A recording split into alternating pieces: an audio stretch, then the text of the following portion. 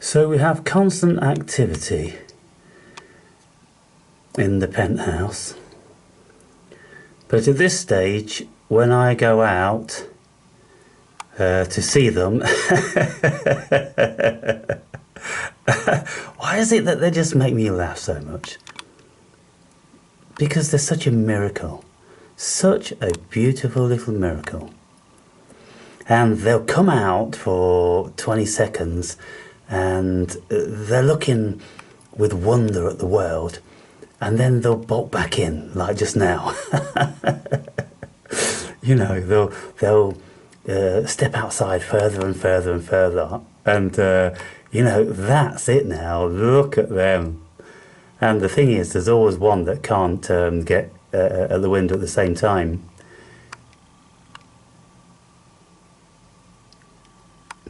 Now you all see squirrels scratching, and it would be reasonable to assume that they all have fleas.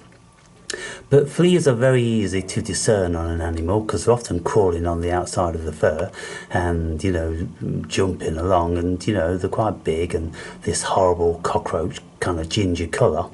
But I have never encountered a single flea on Providence, and yet she's always scratching. They just do scratch. I mean, and so one thing is we'll all be aware of: if you start looking at fleas and lice, then instantly you'll start itching, and the itching will probably go on for days. I mean, my daughter, when she comes round to see me, she says she starts itching as soon as she comes in the house. Because of the hedgehog that I had a few weeks ago, which had fleas and ticks. She found watching the tick removal videos very fascinating, but then for the next several hours just kept itching.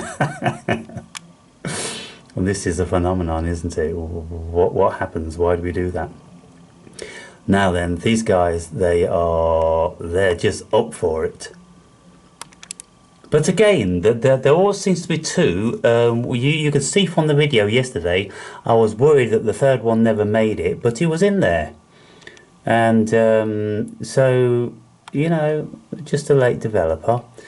But this is how they're going to be now, constantly. In and out, in and out. When I go down there and talk to them, they'll look at me, but they'll, you know, dive back in again, constantly. Aren't they angels? Seriously, people, you know, life, Earth, it's just so miraculous, and it's so wonderful and beautiful. And there's so many of Earth's creatures which are so, just, what can you say? You couldn't ever find offence with them. You know, it's not like scorpions and spiders and serpents and things like that. I mean, they're a very, you know, odd and curious looking creature, and they make, you know, your skin crawl sometimes. But these beautiful little things, they're just amazing. And so I've got food for them down.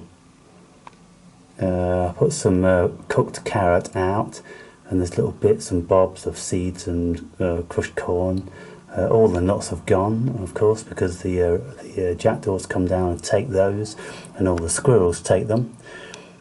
But we're going to have a hive of activity here for the next few weeks, maybe months. I don't know how long we're going to stay around for. I'm led to believe that after about, well, let's say in about a month's time, they'll be considered to be young adults, and they can start to go and build their own drays, apparently. But let's see what happens, see if they fancy themselves in one of the other houses. I mean, Providence, at that age, she was living in the bottom house. Then after about a month, I built her the top one, and she stayed in that all winter. And she had a little brood in there. And then I built her that one, anticipating that the other house isn't going to be big enough, and she moved in within about 10 days,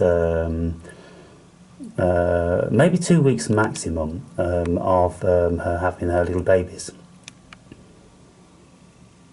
But she was casing it out well before then. So there we have it, people. More to follow when they start to spread their wings a little bit.